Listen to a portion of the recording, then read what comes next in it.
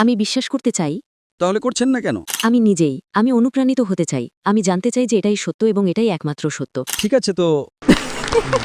আসসালামু আলাইকুম সুপ্রিয় দর্শক বন্ধুরা, আশা করি সকলেই ভালো আছেন। তো আজকের ভিডিওটা কোনো মুসলমান ভাইরা আমরা মিস করব না, কারণ আজকের ভিডিওতে আমার এক খ্রিস্টান বোন মুসলিমদের সম্পর্কে যে বিষয়গুলো উপলব্ধি করছেন তা আমাদের সকলেরই জানা দরকার। তো চলুন আমরা ডক্টর জাকির নায়েক স্যারের লেকচারে শুনি এবং বোন যে উপলব্ধিগুলো করছে সেটা আমরা জানতে পারবো। তো কেউ মিস করব না। শুভ সন্ধ্যা ডাক্তার। আমার নাম রেভা এবং আমিও একজন সাইকোলজির ছাত্রী।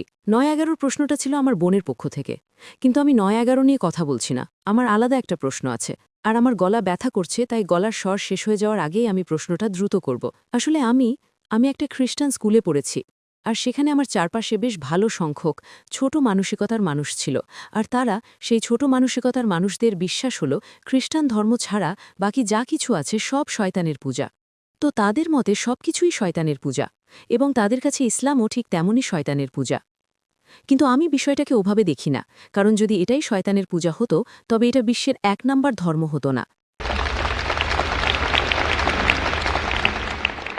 তো পরিষ্কারভাবে ইসলামের ভেতরে এমন কিছু একটা আছে যা খ্রিস্টান ধর্মে নেই, যার কারণে এটা এত সফল এবং খুব অনেক মানুষ এটার মধ্যে আছে। তো আমার প্রশ্ন হলো, আমি জানতে চাই সেই কিছু একটা আসলে কি।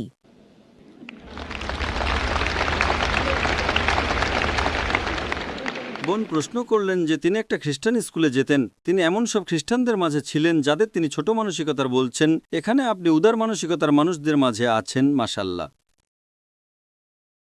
তো তিনি বলছেন যে খ্রিস্টান ধর্ম বলে খ্রিস্টান ধর্ম ছাড়া সবকিছুই শয়তানের পূজা, কিন্তু তিনি বলছেন যে যেহেতু ইসলাম সবচেয়ে দ্রুত বাড়তে থাকা ধর্ম, সবচেয়ে বেশি অনুসারী, তো সেই জিনিসটা কি, সেই ভেতরের বিষয়টা যার প্রতি মানুষ অনুপ্রাণিত হচ্ছে। বোন, আমি এই দাওয়াতের ময়দানে ২০ বছরেরও বেশি সময় ধরে আছি। ২০ বছরেরও বেশি সময় ধরে আমি দাওয়াতের কাজে আছি এবং আমি অনেক মানুষের সাথে দেখা করেছি যারা ইসলামে ফিরে এসেছেন, খ্রিস্টান ধর্ম থেকে, হিন্দু ধর্ম থেকে, বৌদ্ধ ধর্ম থেকে, শিখ ধর্ম থেকে, এবং এক একজন এক এক জিনিসে অনুপ্রাণিত হন।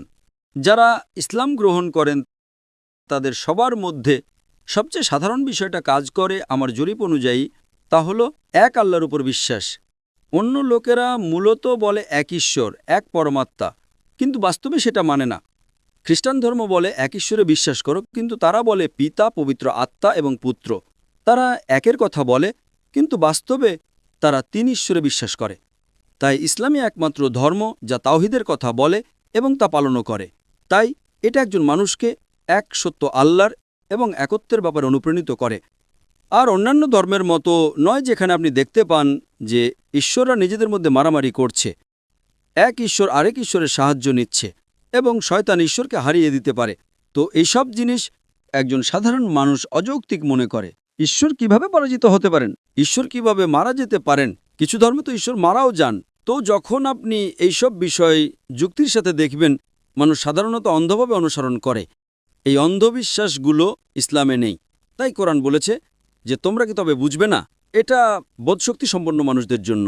এমনকি আমার আলোচনাতেও আমি বলেছি যে মহান আল্লাহ সুবহানাহু ওয়া তাআলা আকাশমণ্ডলী ও পৃথিবী সৃষ্টি করেছেন এবং রং ও ভাষা তৈরি করেছেন।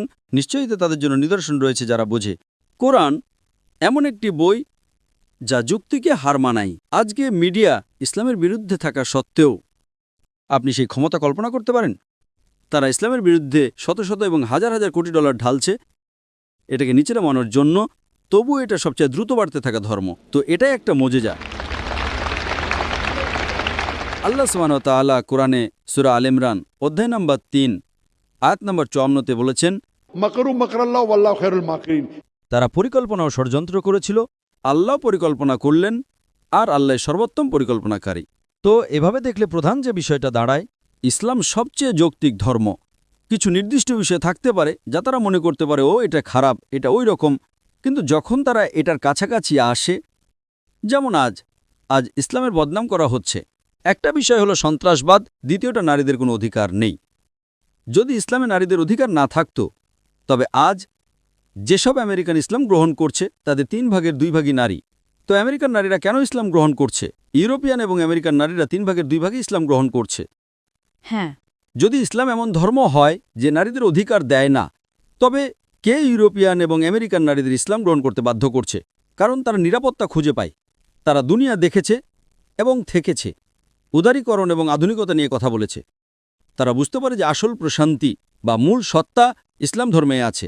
তো যখন তারা সত্যি পালন করে, কিছু মানুষ হয়তো সত্যি অনুপ্রাণিত হয় যে ঠিক আছে, হিজাব আছে বলে আমি ইসলাম গ্রহণ করতে চাই। কিছু মানুষ শুধু আজান শুনে ইসলাম গ্রহণ করে। তো এক এক মানুষের এক এক কারণ থাকে, কিন্তু আসল বিষয়টা, মূল ফ্যাক্টরটা হলো তাওহিদ। তো তারা যা দিয়ে অনুপ্রাণিত হোক না কেন, যখন তারা তাওহিদ বা এক আল্লাহর বিশ্বাসের দিকে আসে, তিনি আমাদের স্রষ্টা, তিনি আমাদের পালনকর্তা, তিনি আমাদের লালনকর্তা, যা ছিল আজকের আমার আলোচনার মূল বিষয়। তারপর এবং এই মানুষগুলো যারা ইসলাম গ্রহণ করে, তারা মুসলিম পরিবারে জন্ম নেওয়া মানুষদের চেয়েও বেশি ধার্মিক হয়ে ওঠে। বোন, আপনি কি বিশ্বাস করেন একজন আল্লাহ আছেন? হ্যাঁ, আমি বিশ্বাস করি একজন আল্লাহ আছেন। আপনি কি বিশ্বাস করেন মূর্তি পূজা ভুল? মাফ করবেন? আপনি কি বিশ্বাস করেন মূর্তি পূজা ভুল? হ্যাঁ, আপনি কি বিশ্বাস করেন নবী মোহাম্মদ সাল্লাল্লাহু আলাইহি সাল্লাম আল্লাহর একজন রাসূল? আমি বিশ্বাস করতে চাই, তাহলে করছেন না কেন? কারণ আমি এখনো অনুপ্রাণিত হইনি। আমি অনুপ্রাণিত হতে চাই। অনুপ্রেরণার মতো কিছু নেই। যদি আপনি বলেন আপনি চান, যদি কেউ আপনাকে বাধা দেয়। আমি অনুপ্রাণিত হতে চাই। আমি জানতে চাই যে এটাই সত্য এবং এটাই একমাত্র সত্য। ঠিক আছে, তো হয়তো আপনার এই লেকচারে আসাটা যথেষ্ট অনুপ্রেরণা নয়। আপনার মাইক্রোফোনের সামনে এসে এই প্রশ্নটা করাটাই আপনার জন্য যথেষ্ট অনুপ্রেরণা। যেহেতু আপনি বিশ্বাস করেন একজন আল্লাহ আছেন, যেহেতু আপনি বিশ্বাস করেন মূর্তি পূজা ভুল, এবং যদি আপনি কোরআনে বিশ্বাস করেন, আপনি কি কোরআন পড়েছেন? না। আমি আপনাকে অনুরোধ করব কোরআন পড়ার জন্য। আর যদি আপনি কোরআন পড়েন, আপনি ইসলাম সম্পর্কে আরও বেশি বুঝতে পারবেন। আর আমি গতকাল একটা লেকচার দিয়েছিলাম নবী মোহাম্মদ সাল্লাহ সাল্লাম সম্পর্কে বিভিন্ন ধর্মগ্রন্থে, এবং আমি নবী মোহাম্মদ সাল্লাহ সাল্লামের রেফারেন্স দিয়েছিলাম হিন্দু ধর্মগ্রন্থে, খ্রিস্টান ধর্মগ্রন্থে, ইহুদি ধর্মগ্রন্থে, বৌদ্ধ ধর্মগ্রন্থে। শুধুমাত্র যদি আপনি পড়েন, যেহেতু আমার বিশ্বাস আপনার ব্যাকগ্রাউন্ড হিন্দু ধর্ম, খ্রিস্টান ধর্ম, যদি আপনার ব্যাকগ্রাউন্ড খ্রিস্টান ধর্ম হয়, আপনি কি বাইবেল পড়েছেন? হ্যাঁ, এটা আমার স্কুলে এই বিষয় ছিল। ঠিক আছে, আমি শুধু আপনাকে রেফারেন্সগুলো দেব। নবী মোহাম্মদ সাল্লাহ সাল্লাম সম্পর্কে ভবিষ্যৎবাণী করা হয়েছে ওল্ড টেস্টামেন্টে এবং নিউ টেস্টামেন্টে। ওল্ড টেস্টামেন্টে তার সম্পর্কে ভবিষ্যৎবাণী করা হয়েছে ডিউটেরোনমি অধ্যায় নম্বর 18 আয়াত নম্বর 18-এ, ডিউটেরোনমি বইয়ের অধ্যায় নম্বর 18 আয়াত নম্বর 19-এ, বুক অব আইজাইয়া অধ্যায় নম্বর 29 আয়াত নম্বর 12-তে, সংস অব সলোমন অধ্যায় নম্বর 5 আয়াত নম্বর 16-এ। বিস্তারিত জানার জন্য আপনি আমার ভিডিও ক্যাসেট দেখতে পারেন। নিউ টেস্টামেন্টও তার সম্পর্কে ভবিষ্যৎবাণী করা হয়েছে গসপেল অব জন অধ্যায় নম্বর 14 আয়াত নম্বর 16-এ, গসপেল অব জন অধ্যায় নম্বর 15 আয়াত নম্বর 26-এ, গসপেল অব জন অধ্যায় নম্বর 16 আয়াত নম্বর 7-এ, সাথে সাথে গসপেল অব জন অধ্যায় নম্বর 16 আয়াত নম্বর 12 থেকে 14-এ। সংক্ষেপে আমি শুধু আপনাকে একটা ভবিষ্যৎবাণী বলবো। আচ্ছা। যীশুখ্রিস্ট ঈসা আলাইহিস সালাম গসপেল অব জন অধ্যায় 16 আয়াত নম্বর 12 থেকে 14-তে বলেছেন, আমার তোমাদের অনেক কিছু বলার আছে, কিন্তু তোমরা এখন তা সহ্য করতে পারবে না। কারণ যখন তিনি সেই সত্যের আত্মা আসবেন, তিনি তোমাদের সমস্ত সত্যের দিকে পথ দেখাবেন। তিনি নিজের থেকে কিছু বলবেন না, তিনি যা শুনবেন তাই বলবেন, তিনি আমাকে মহিমান্বিত করবেন। বুঝেছি আমি। তো যীশু আলাইহিস সালামের এই ভবিষ্যৎবাণী, আমার তোমাদের অনেক কিছু বলার আছে, কিন্তু তোমরা এখন তা সহ্য করতে পারবে না। কারণ যখন তিনি সেই সত্যের আত্মা আসবেন, তিনি তোমাদের সমস্ত সত্যের দিকে পথ দেখাবেন। তিনি নিজে থেকে কিছু বলবেন না, তিনি যা শুনবেন তাই বলবেন, তিনি আমাকে মহিমান্বিত করবেন। আচ্ছা।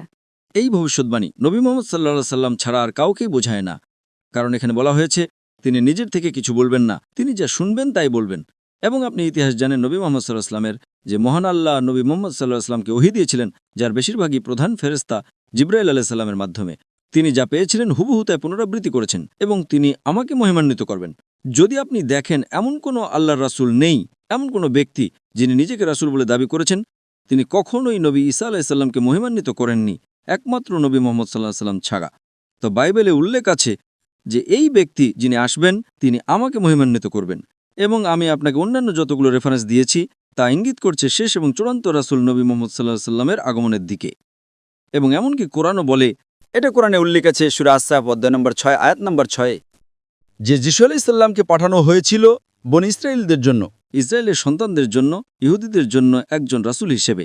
এবং তিনি বলেছিলেন, আমি তোমাদের সুসংবাদ দিচ্ছি একজন রাসূলের আগমনে, যার নাম হবে আহমদ। এবং আহমদ হল নবী মোহাম্মদ সাল্লাল্লাহু আলাইহি সাল্লামের দ্বিতীয় নাম। নবী মোহাম্মদ সাল্লাল্লাহু আলাইহি সাল্লাম সম্পর্কে শুধুমাত্র বাইবেলের ওল্ড এবং নিউ টেস্টামেন্টে ভবিষ্যৎবাণী করা হয়নি, তার সম্পর্কে ভবিষ্যৎবাণী করা হয়েছে বেদে, পুরাণে, হিন্দু ধর্মগ্রন্থে, পার্সি ধর্মগ্রন্থে, বৌদ্ধ ধর্মগ্রন্থেও। যেমনটা আমি আগে বলছিলাম, যদিও ধর্মগ্রন্থগুলো পরিবর্তন করা হয়েছে, যদিও ধর্মগ্রন্থগুলোতে কারচুপি করা হয়েছে, তবুও সেই ধর্মগ্রন্থের আয়াতে এক আল্লাহর বা তাওহীদের ব্যাপারে এবং নবী মোহাম্মদ সাল্লাল্লাহু আলাইহি ওয়াসাল্লাম যে শেষ এবং চূড়ান্ত রাসূল, সেই ব্যাপারে প্রমাণ রয়ে গেছে।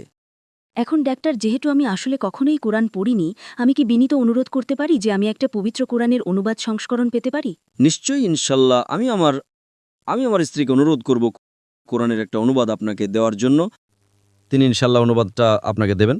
এবং আমি আপনাকে অনুরোধ করছি যে দয়া করে অনুবাদটা পড়বেন। ইনশাআল্লাহ যদি আপনার কোনো প্রশ্ন থাকে আপনি হয় কোনো স্থানীয় দাওয়া সংস্থার কাছে জিজ্ঞাসা করতে পারেন, অথবা আপনি ইসলামিক ইনফরমেশন সার্ভিসে জিজ্ঞাসা করতে পারেন, অথবা আপনি আমাদের ইমেল লিখতে পারেন। এটা এখন একটা বিশ্বগ্রাম। আপনি ইমেল পাঠাতে পারেন islam@irf.net-এ। IRF হলো ইসলামিক রিসার্চ ফাউন্ডেশন সংস্থার সংক্ষিপ্ত রূপ, এবং ইনশাআল্লাহ আমরা আমাদের সাধ্যমতো সর্বোচ্চ চেষ্টা করব আপনার সন্দেহ দূর করার।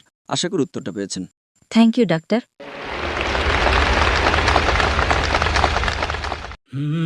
এতক্ষণ আলোচনাটি শোনার জন্য, আমাদের সাথে থাকার জন্য সবাইকে অসংখ্য ধন্যবাদ। তবে আমি কয়েকটি কথা বলতে চাই, যে কথাগুলো শোনা আপনাদের জন্য খুবই জরুরি।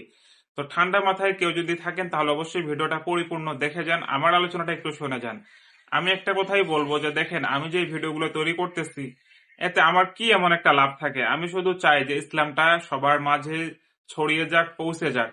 কারণ আমরা মুসলমানের ঘরে জন্ম নিলেও আমরা কিন্তু ইসলামিক আলোচনাতে পরিপূর্ণ মন না দেওয়ার কারণে আমরা 5 ওয়াক্ত নামাজ আদায় করতে পারি না, ইসলামের যে রুলস গুলো আছে সবগুলো মেনটেন করতে পারি না।